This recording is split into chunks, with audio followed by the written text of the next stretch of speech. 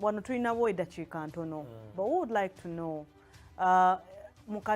luyimba ki olukujjayo era luyimba ki lwotandika okufunirako obulamu bw'okukyuka ku kasimbi n'ensonga bwe zityo ku luyimba nze obulamu bwange si okay kale kaŋŋambe oluyimba olwandeetera omuntu eyankyusiza obulamu era was Ganjaman because Ganjaman became a big song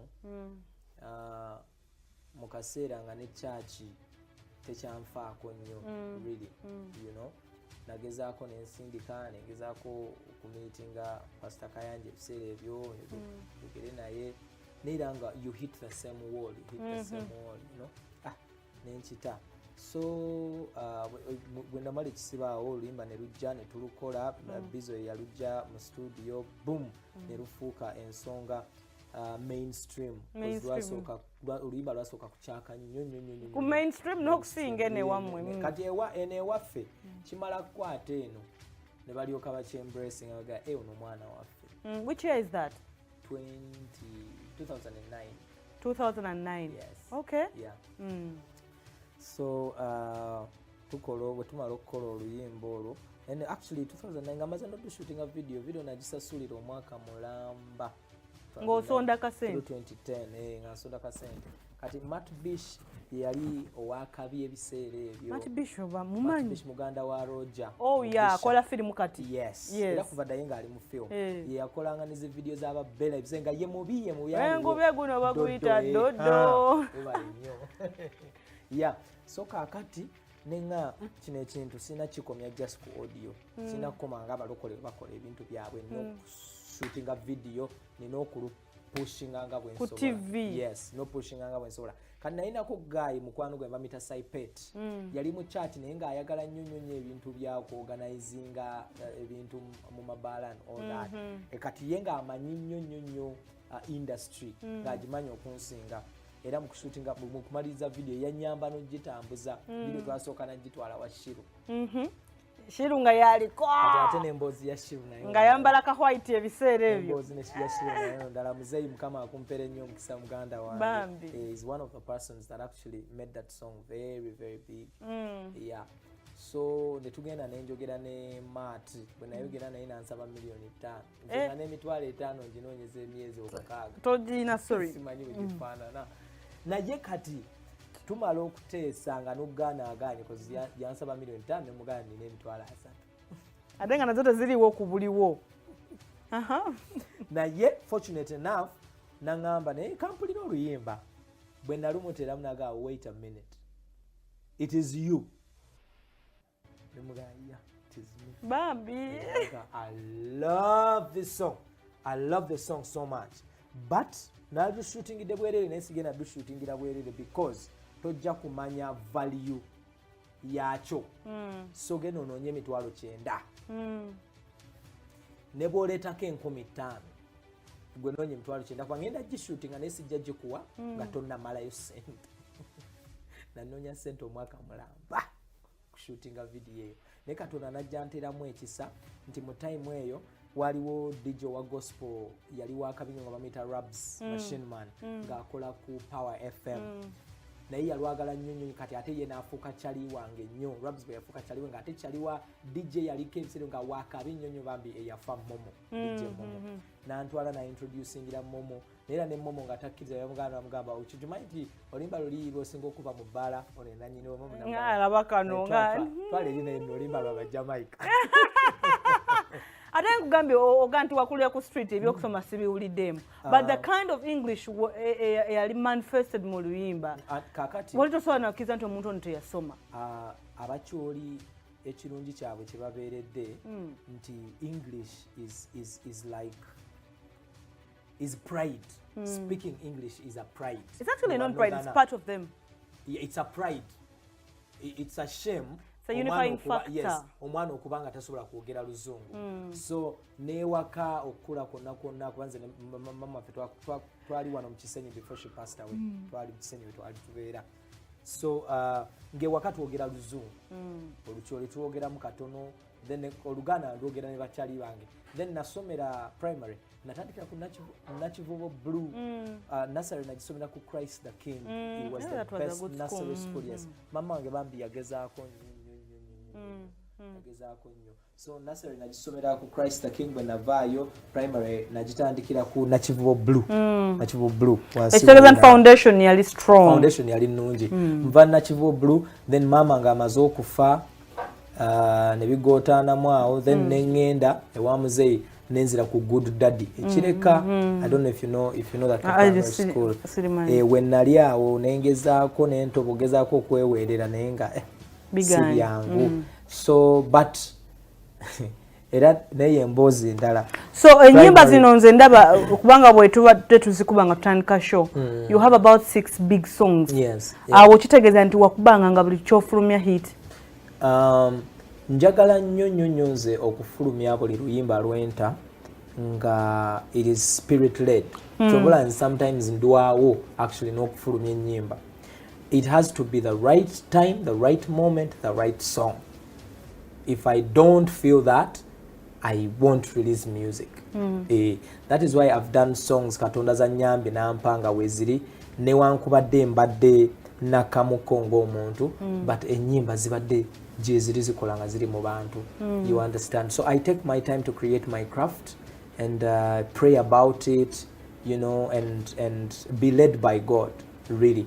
That's when I release music. Okay. Yeah. So mine was primary. Nasoma primary bulungi nnyo. Naye n'okumala P7 nagisomako emyezi 3 mu mwaka mulamba. Okay. Nze nga n'okugoba aba school fees. Teacher bw'ayingira aga George fuluma. Okay, school defaulters muliwa. Abakebera bakebere gwe walinga kwa sure. Nakola PL mu maziga amangi nnyo. Because twagenda okukola PL nze nga sinaba kusasula school fees. Ada registration ani musasula. Kakati headmaster yagamba bugambi mwana mumuleka akole kale muleka akole naye tetujja kuwa results zo paka ngomaze school fees. Laba ate ekyewuunyisa essomero nze ndireetera first grade. Nafuna mwenda. Mathematics ye yankuba. Nafuna kamu math ne nfuna mukaaga. Eyali anzirira yafuna 14. So the school celebrated me for that. Ne HM na Ansonyiwe school fees n'ebirala byonna nampa n'emitwalo 15. Bambi. Zintandikira obulamu. So awo ozaako ennyimba zonna zigenda zifuuka hit. Twakuba Ganjaman n'atambula ombuuziza ekibuuzo n'oŋŋamba breakthrough ejjirawa. Bwe twakuba Ganjaman n'atambula. So one time waliwo omukyala yali e Kitgum ye maama wange, my adopted mom, eyankolera emirimu egisinga gye mwalabako bambi, kansa yamuntwalako mangu. Yalina crusade e Kitgum. Bwe babeera ne crusade bali mu kutegeka nga bategekera Pastor Kayanja agenda kubuulira. Naye kati baali bategeka eri Pastor Makoko yali ku ground ng'ategeka ne bamugamba mujje n'omwana gwe bayita Ganjaman. His song is so big. Babu said, do you know the guy called Ganjaman? Of course ngava wali kumera kuseta. Ne yabagamba n'abagamba bwe mutajja naye temujja yali asaaga. Bali abagamba his song is so big here. If you can come with him. Nga mazeno n'emyaka nga 2 simuwuliza. Naye nga nsaba mu church. Yeah. So nali ndi awo saa 7 ogw'ekiro that night esimu ngejja. Konze ani ono? Nze Pastor Arthur, nze yabadde ayagala kwogera. Arthur naye yali w'amaanyi. Nze yabadde ayagala kwogerako naawe. Konze okay. Agamba George tugenda Kitgum, we will be flying on a private jet. I want you to come and minister. Naye nga tangambye nti demand eri. So nemu kugenda tutute yayogerako nange ne kukanyonyi. It was my first time to be on a plane actually. Teyayogerako nange ne tugenda ku kamaafu ne tutuuka Kitgum, ne mutuuka Kitgum nze nga simanyi nawe ngenda kusula. Era I ended up nga nsuze mu dormitory z'abaana. Oli omukyala be yali alabirira. By then yali alabirira abaana 1,200 be yali ya rescuing nga mu lutalo lwa Konyi. Yeah. Kyala mu Australia mita Irene Grisson mama wange era nnuma nnyo because twalina plans nene. So ne tugenda the first night nze nga natuzawera saawa 2 nga simanyi nawe ngenda kusula ndi gye ndi simanyiiyo you know so nasula mu dormitory z'abaana abaana be yali alabirira then enkeera tuba tutudde tuli mu kulya breakfast nga guy ali director kati ng'abuuza batugambye mwazze ne ganja amaanyi yaliwa ali luddawa nga takulabawo kati bano basawulo kwaliko kabogoza ne sanugo wuuyo bayo bamaze kwata bifaananyi bifaananyi andabika bubi andabika byange bambi nga ne muba favorite bamuzeyi nze siriimu really n'agamba lindako it is impossible ng'ayooyo nzijjukira yali akutte essowaani ya liva n'omuceere nga ndi mu kulya bijanjalo n'akawunga n'anzijjako essowaani y'ebijanjalo n'akawunga n'ampeene y'omuceere ne liva n'ambuuza osulawa ne mugana nasuze mu dormitory z'abaana erina nga wangi I wish I knew you'd have come and slept at my house. Why are you not in Boma? Nangama Boma, there is even 7 empty rooms. Why are you not in Boma? Chonenchivako. Nenga already naye ewakawe wajjudde ayina abagenyi. Nenga katonde saawe yali mukuluka ekintu ekigendo kyusa obulamu bwake. So kadde kalayika nga ko katukute I think your story will have to do it some other time. It's quite amazing. Marriage omukyala tumulaba you get married at Mchala, yes namaringa because I really wanted to be a responsible guy because ebintu bye nalaba mukukula then ne muzeyi wange abaana fena bwe twakula so ndi mu church tuli mu kuweereza then ono omuwala najja yali yakamala senior 6 nga joininze choir youth worship team ne tubeera friends we were friends for like 1.5 years Bambi. and then things happened n'afuna olubuto then bw'afuna olubuto nga church protocol ekulaga ekifaananyi kirungi byali biwanvu byali biwanvu mu nnyawo naye neŋŋamba bw'aba afunye olubuto omwana njagala mmulabeko you understand there was even thoughts of abortion neneŋŋa kati nga nkitya nnyo ekyo nga omwana w'abindi bw'afiira were you ready for the child? No, definitely not but then I wouldn't risk somebody's daughter's life. You understand? A mistake happened and it happened and we had to, you know, or I had to own it up. And then from that moment, I have to be a responsible You know why I'm smiling? person. Kuba nina omuntu gwendaba. Era na commenting alumu nti bannaye metron y'emirimu nja gisobola. How far and what's not happening? Mukwano gwange tukyetegereza by the time wamusikirayo n'omuteeka ku mukutu natomera saagala kuddamu ntomere yeah but she's a great friend of mine Bambi. She's a great encouragement yeah so nkyetegereza so bwe twafuna omwana oyo n'ensalawo nenga Katonda bw'alimpa omukisa nja kuwasa omukyalo ono mbeere naye yes netubeera bwe nava ekitugumu ng'ono omukyalo omuzungu antegedde nnyo era naŋŋamba when it has anything to do with ministry don't hesitate. I Let will me know. do anything for you because I want to see you win a Grammy because we twagenda ekitugumu ne ku program y'abayimbi nze nali siriiko ne bakunyigawo kaakati banyigawo bunyizi nga waliwo ka loophole nga Pastor Kayanja tanaba kujja kubuulira there was a loophole teyawulira enduulu muganda wange bandi eyo wansi wa ekituuti tuli eyo ndi ne bagayi ba sound bagayi omu kwegamba nti time ne gundi Ganjaman in fact Ganjaman wali wano mumuwe akube nga Pastor Robert tanaba ki engeri gy'atanaba kujja oluyimba baka Anatalia basumulula oluyimba endulu neraya in I think about 5 seconds waliwo abantu emitwalo nga 15 ng'enfuufu esituse ebisa abantu bweti nali ku kituuti nga nekigenda mu maaso essaawa eyo nange sikitegeera nga bayimba word for word tuli Northern Uganda sina mu Kampala n'amaziga gampitamu essaawa. Pastor Kayanja agamba atya? Kakati olimba baba akalusumululako like 30 seconds. Naye n'atuuka. 1 minute n'atuuka. Kati ye bwe yatuuka. Era amanyi ndulubajjuko okuyingirawo kuki? No, sinti ndulubajjukira ye nga bw'atuuka ajja straight ku kituuti. Yes. Kakati bw'ajja ne balusala. Bwe balusala n'alinnya ku kituuti. Bw'alinnya ku kituuti abantu nga baleekaana ganjaman for like 1 minute. Ganjaman. Yes.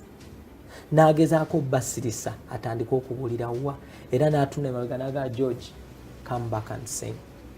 Kati mu moment eyo ono omukyala yali amuyisa organizing ze founder wa IGF nga naye ndowooza kye yalaba awo takirabanga naga this boy must be an international superstar. Nenze nga ntunula byange kati nzijjukira nziramu oluyimba okuyimba ng'alina kamera yandi ku maaso bw'ati era that Friday oluyimba bwe namala okuyimba yali Pastor Robert Kayanja atudde wano nga ye entebe ye yeeno yankwata bukwasi ku mukono n'anteeka mu ntebe ye ye n'asigala ng'ayimiridde. Ba Asha ne bagezaako okunguba munabaga no muleete entebe endala n'ateeka entebe wano n'atuula wano nange n'ankwata mu mukono bw'ati the whole time. Crusade eggwa tuddayo ku headquarters za foundation ng'ayogera ekintu kimu you're my son. You're my son. Waliko amafuta ag'enjawulo. I don't simanyi nze simanyi. You're my son. You're my son. Kakati tutuuka mu dining room we bakuŋŋaaniranga. Nanga did you come with product? Which product? CDs.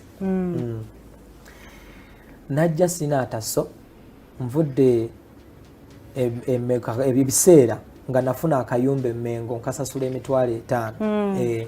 Naye nga bammanja rent wa myezi 7 nga ne Land Road yanko wampe mudde ebigambo byonna bimazeeyo kati nga mulimisa kuba yakeeranga saawa 12 ogenda okukola nze nga nva mu karuumu saawa 11 n'ekitundu n'engenda ne nebbika latrin n'ensirikireyo bwenti nakonkona nayomba bwe yamalanga nga yambalanga agenda bwe yagenda okukola nze nga nkomawo nga nkola ki owetereza bwe napowanga nga akomawo saawa emu saawa 12 n'ekitundu nga nina okumakinga sure siri waka omukyala akuwayo ka pocket change nyakati nga mbuuza did you come with product abongaawo street smart definitely bongo ne bonga mugamba olina naye nali sirina ne mugamba nina CDs nanga buli CD ogitunda sente meka ne mugamba omutwalo gumu nambozo ina CDs meka ne mugamba 15 nanga zonna nziguze ado yanga zonna nziguze nalaba nga nsigadde ntudde nambuuza tezimala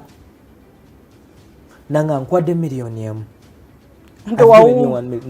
nagweddalo neŋŋamba n'amala zinkwaza bwenti ninnya bulinnya baasi nenkomawo e Kampala bwakeera nazinzijako 1 million tuba tuli awo naŋŋamba nzimuwe ne mubuulira amazima ne nga honestly I didn't come with no product but ngenda genda mu center and send them via bus no mu center kit gumu wenyini ngule CDs banning nzije nzimuwe naga forget about it.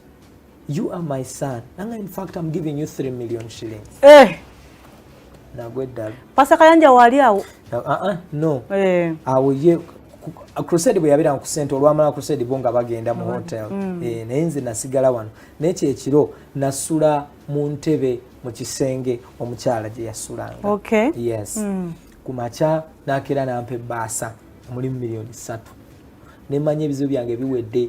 Muto wange ngali mu senior 4 ebiseera ebyo nga jange ewaka ayagala pocket money nga sina sente nenzira yewaka nga manyi rent mazo musasula oluyimba olwo video genda gisasula video yo nali mazo gikola like actually 3 weeks ngeri on air.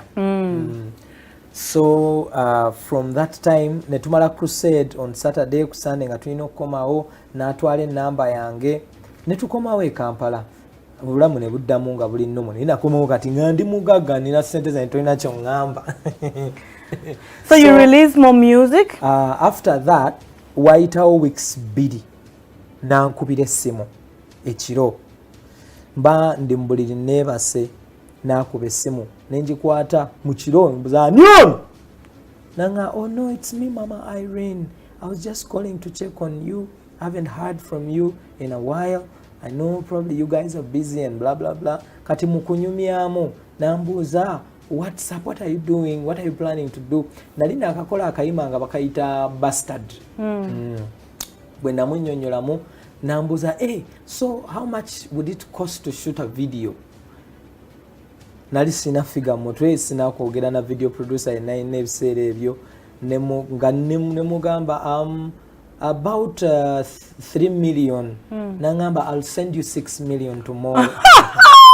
Olongo obulamu butandise okukyuwa obulabi we bu turning point. Butandise kyukira ddala bambi omukyalo oyo n'akyusa nnyo obulamu bwange. Twalina plans nnene nnyo naye kansa najja n'amuntu yamutwala oluvannyuma lwa bbanga ki?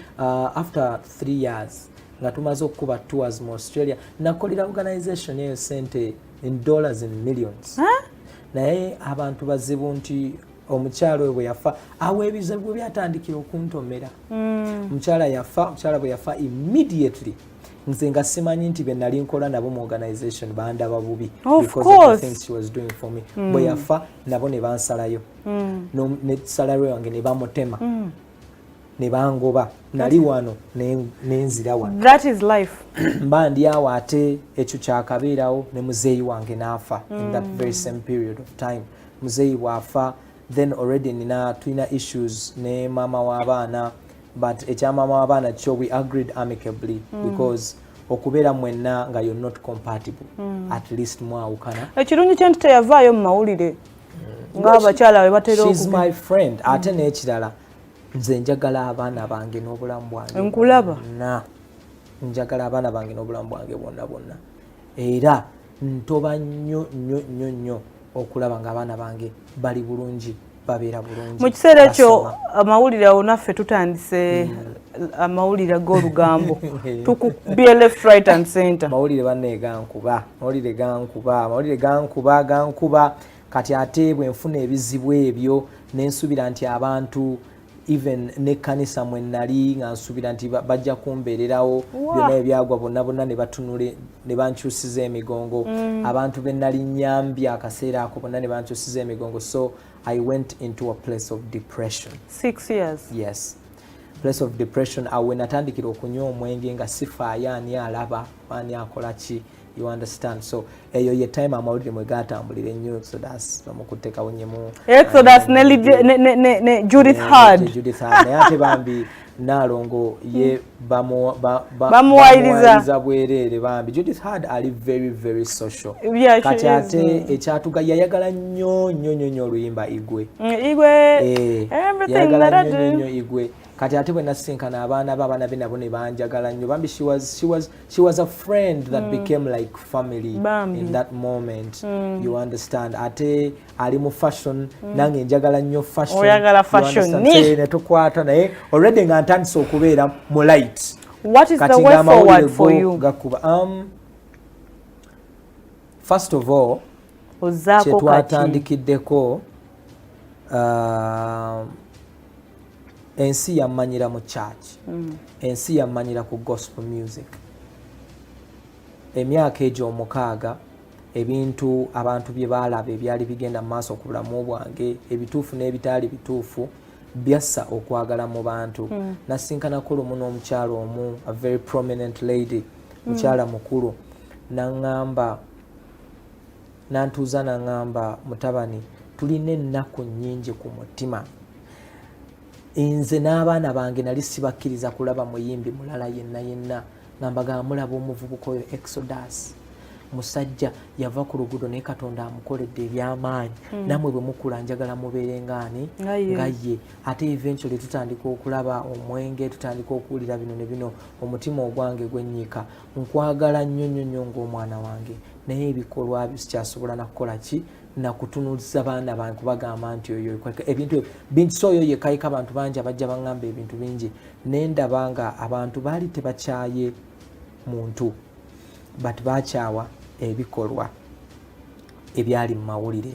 You understand? But people didn't know what I was going through. I was in a state of depression. I was in a state of disappointment because the people that I thought, you understand, kati nga Muzeeyi Kayanja yali asobola okukwata essimu emu n'akuba ku organization n'abagamba muve ku mulimu gw'omwana. You understand? Naye namutuukira enfunda nnyingi emwegayirira teyakikola. You understand? Abaana bange abaali bamanyidde obulamu ku level eno ne badda ku level eno. But that's a phase in life because osobola kubeera what Exodus. Those things have to happen. And I believe that phase happened for and me it was to learn something. Yeah, it was. The Bible says all works out for the yes. good. You understand? And I had to go through the depression. Nenjivamu about last year December. Yeah. So then n'ebintu abantu bye bajja baŋŋamba eŋŋamba abantu bantegeerera mu kkanisa abantu bamanyira ku gospel music laavu bweba esse because of the things they saw kanzireyo mu makanisa neetondera abantu bansonyiwe banjagale nziremu obuweereza ne music ddamu tukube music ndi mu studio ndi mu kumaliriza album. I think I'm releasing a project of that album next week, the first project of that album. Okay. I'm releasing it next we week. Cannot wait. Yeah. So abantu bandaze okwagala kungi nnyo naddala mu makanisa gye tubadde tugenda nakirabako ku show ya Pastor Wilson Bugembe bwe neetondera abantu mu lujjudde, and when ava ku stage ya Pastor Bugembe went immediately I was in like 30 minutes not 30 minutes 30 seconds nga nina messages nga bisatu ku simu on only WhatsApp ng'abantu bagatomanyi bulungi bw'otukoze omukyala yankubira essimu ng'akaaba n'amaziga. You understand? So nemanya nti abantu tebakyawa muntu naye oluusi bakyawa ebikolwa naye ng'ate nze naye kennyini bye nakola nali mu state nga sisobola kweyamba. 2018 23rd December nava ewaka nga ngambye kaŋŋende nnyo omwenge nveeko nvuge emmotoka nfiire mu accident nga ndaba obulamu binsuseeko you know. Era kyenjagala okugamba ennyo abantu eyo bw'olaba ng'omuntu ng'alina waabadde obulamu ne bukyuka n'omulaba nga si ye muntu oli gw'olaba nga bambi nga tonaba mmujajinga mutuukirire omumanye kuba nekyasinga okunennyisa abasumba babiri ab'amaanyi ate nga na bonna nabeera nabo. You understand? Nempulira ebigambo ng'omu agambye nti oyo takyali memba wa kyaki yaffe ebintu byakola biswaza ate nga bandi kuyise buyisi ne bapano beating. Not even panel beating. Ne biwali mpise n'ombuuza kiki kino, are you doing it because it is what you want to do? What is happening? Omulala n'agamba mbukale olaba kamba we example kati ngeya Exodus Katonda yamusitula. Katonda bwe yamusitula yamwebaza na kunywa mwenge. But wotunulira kanisa zammwe z'abalokole everybody is fighting their own battle. Apparently. That's very true. And I like you for one thing, titojeyo mutwe gamba nti me I'm behind Pastor so and so. You're moving your own journey. Sweetheart, I am preaching the gospel of Jesus Christ. I am an artist. And this comeback has given me an opportunity to be able to go to every church because the body of Christ and the people need to see unity. True. Kati ate bwe mala ne ŋŋamba nti ate nze aneekutte ku ono bo balina entalo zaabwe Katonda z'alina tuyamba abajjemu. You understand? Naye saawa eno bwe nnyimira ne ŋŋamba nti anyimiridde n'ono nyimiridde n'ono naye nze abasumba bonna basumba bange abantu bonna omubiri gwa Kristo bantu bange. You understand? Katonda atuyambe nti abasumba beetereeza because enjiri etandise okwonooneka. Wawanvu nnyo tetujja kubanga tukonawo. Exodus, we want to thank you so much for waking up in the morning, Noja, for the morning show. Most of the artists don't want to wake up in the morning. But si kyekyoka twagala okwebaza kyewakola ku lunaku lwa Pastor Bugembe. I don't know for you, I think it's okay naye ffe olina ekintu kyewatulaga. Era I'm one of your biggest fans for a very long time. So we really appreciate you and we hope to push you one way or the other. Nadaranga EPA or album we hope to make sure that abantu bategere nyimba. Maybe abakulaba.